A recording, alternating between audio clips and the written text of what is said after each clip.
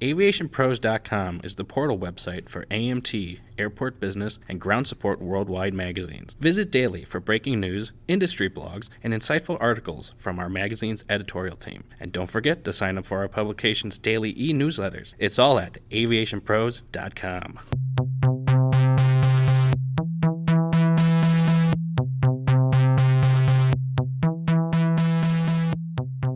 Welcome to this special edition of the Aviation Pros Podcast. I'm Josh Smith, editor of Ground Support Worldwide, and we're using this episode of the podcast to look back at our inaugural Ground Support Team of the Year winner. At the 2023 International GSE Expo, it was my pleasure to present this award to the Menzies Aviation team at Tampa International Airport.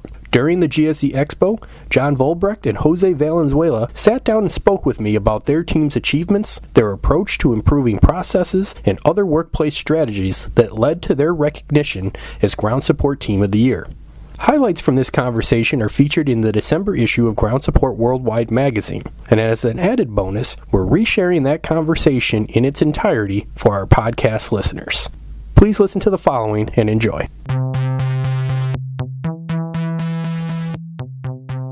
Menzies Aviation TPA has just been awarded the inaugural Ground Support Team of the Year award.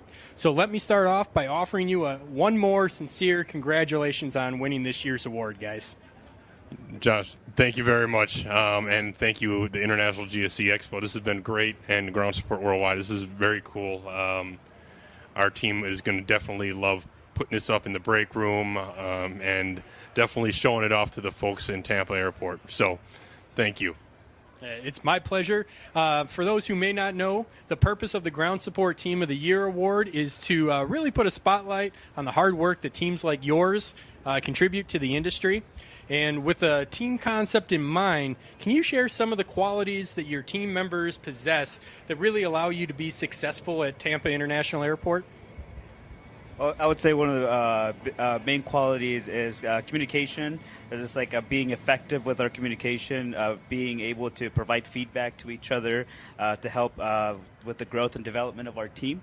Also, leveraging technology, not being afraid to use the tools at our disposal to communicate more effectively, to make sure that everyone in the team is aware of what's going on in their operation. So we have several tools that we use, and we have our team that's always flexible and adapts to a situation. So that's also very helpful for us. Wonderful. When your team was nominated for this award, their attention to safety was called out as a very specific strength that they possess. And of course, safety in the ground support industry is paramount. But what do you do as leaders to emphasize a strong safety culture at TPA? Well, we always make sure that we're putting safety first. It's like we're the primary role models for safety. So everyone in the leadership always makes sure that we're going to be putting safety first, even if it's just wearing a safety vest when we're out on the ramp. We're setting the example for the team, making sure that when we have any sort of incident, everything's being reported, and we have that open communication where they can feel comfortable and confident in communicating something to us, and they know that they have the support of their management, whichever what the issue may be. And one other thing that, with what we do in the ground service is we do have a lot of labor turnovers. So when we have a lot of turnovers, it's teaching. And when you have a new hire and or a person that's been there for 15, 20 years, it's making sure that we're holding them accountable to what the standard is and that we keep that up. And that's not through threatening. It's through, hey, this is why, and explaining it and teaching why that is important.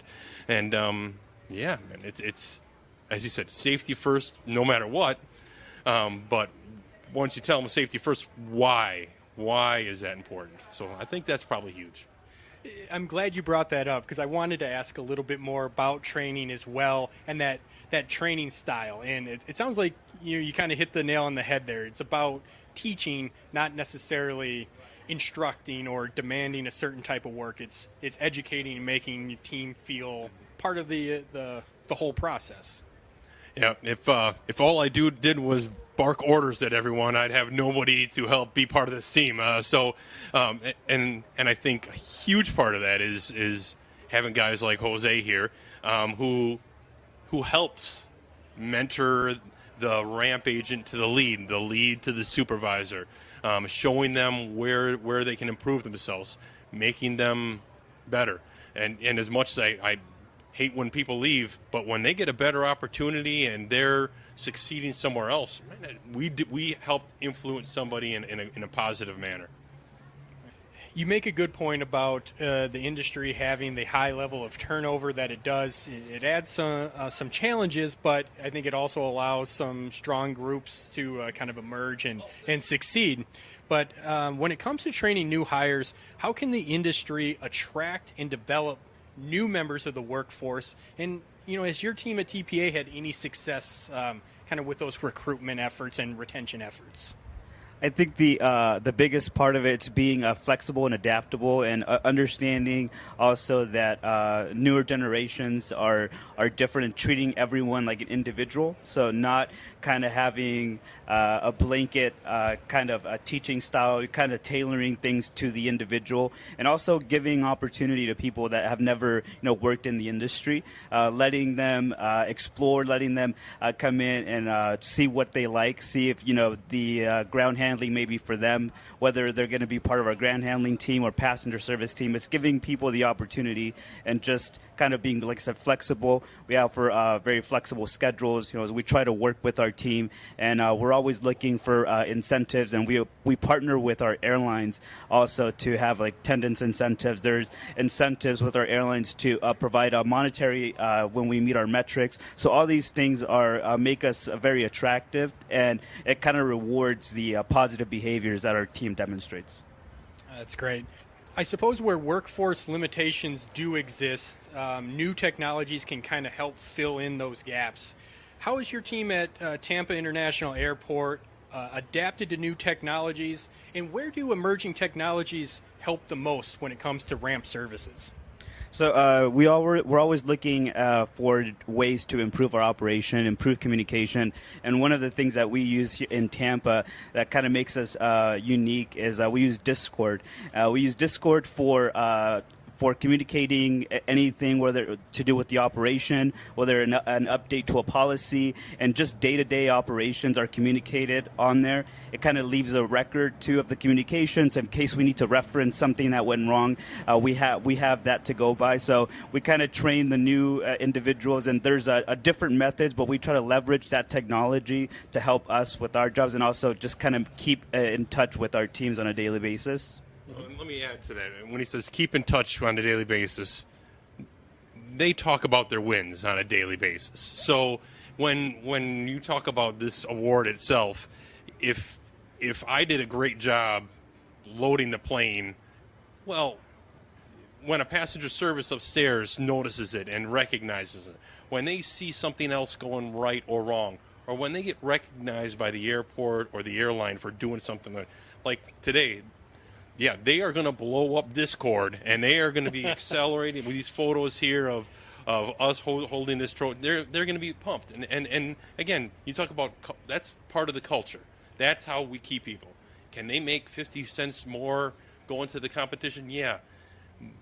But they'll be back because you know what?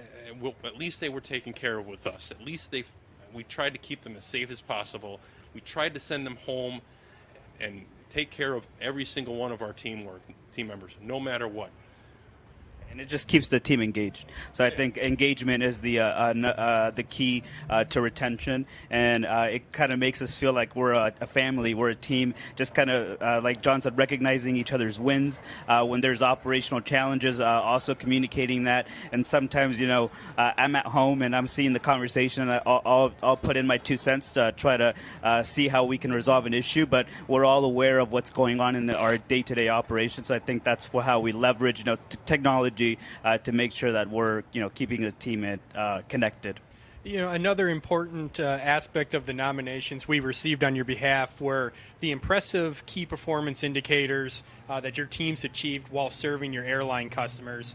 Of these kind of positive metrics that were reported, are there any specific ones that really bring your team a lot of pride and things that you kind of build your reputation around? I'll let Jose hit one of them, but it's it's interesting when we have different customers in ground handling, and part of that is listening to what those customers want. And those customers aren't the passengers that are flying the plane or even the cargo that we're not even talking to. Those customers are the airlines. And airlines, specifically ours, we mentioned Copa was one of the how they look for their metrics is huge on customer feedback. So we need to gear what we do on that customer, specifically on what the customer, the passenger, might be looking for. Now, when you said metrics, well, Jose's going to talk about that. Okay. So our what we're most proud of is our TTC, which stands for time to carousel. So it's a metric that Alaska is really big on. So our goal is to be above 80% every month. The team consistently hits over 95%. So, and we achieve 100, almost on a daily basis. There'd be a miss here and there, or we're training someone new. But the team is extremely prideful of that, especially because that was one of our biggest challenges. Getting those bags downloaded off the aircraft to the carousel within 20 minutes of the aircraft's arrival was extremely challenging, and we had to really find our technique and really have to work together, because we had to make every single person on our team feel like what they're doing is a huge contribution, because it is. We need every single person on the team to contribute in order to meet that 20-minute guarantee. And when we hit it, we communicate that on a daily basis. They'll get the report from the passenger service team. They'll send it out. Everyone cheers when we see 100% or we see the green marks, and that's communicated daily. We also all our statistics for the Alaska Airlines are very kind of outlined on a board. We share what we call the scorecard with them, kind of keep everyone up to date. And honestly, that helps with our keeping the team motivated. That motivates everyone. We know where we're at. We know that if we have a bad day, we're still going to be okay. But we know that if we're on a crunch, we know we need to work hard, and that kind of serves as a motivational tool for the team also. So much of this type of work is about customer service and serving your airline customers and hitting their KPIs. Do you have any internal metrics or benchmarks that you aim for on a daily, weekly, monthly, or annual basis? Well, he said smart. So those key metrics aren't anything that our customers want. Those metrics that we're meeting are all safety related. So when we're looking at my guys, and all I want to know is, one, are my supervisors and my frontline leadership, are they in watching our team? Are they rating? Are they doing it? And if there are findings like not wearing a seatbelt, which that's not one of the findings we have. Don't know why I chose that, because they always wear their seatbelt, and I'm sure they're going to listen to this and they're going to say, yes, John, I'm wearing my seatbelt. The coaching is there immediately.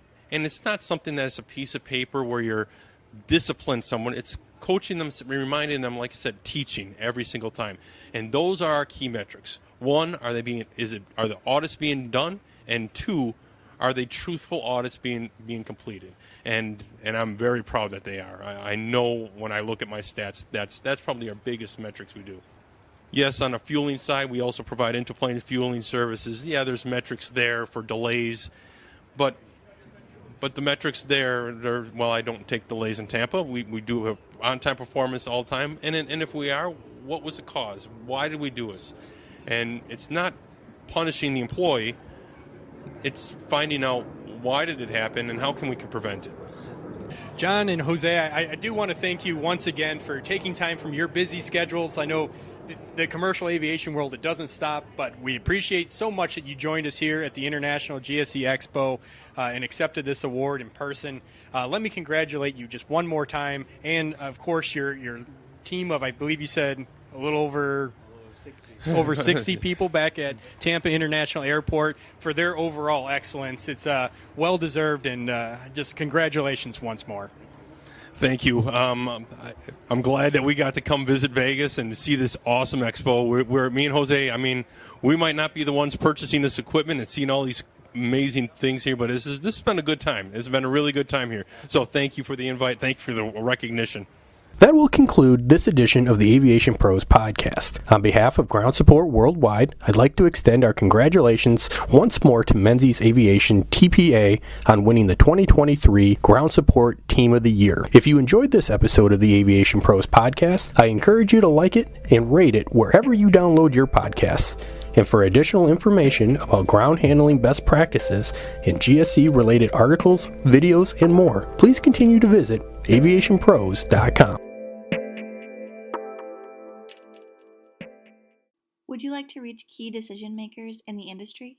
Share your message on the Aviation Pros podcast and reach key leaders across all facets of aviation, including aircraft maintenance, airports, FBOs, airlines, and ground handling. Contact one of Aviation Pros' helpful account representatives to find out more.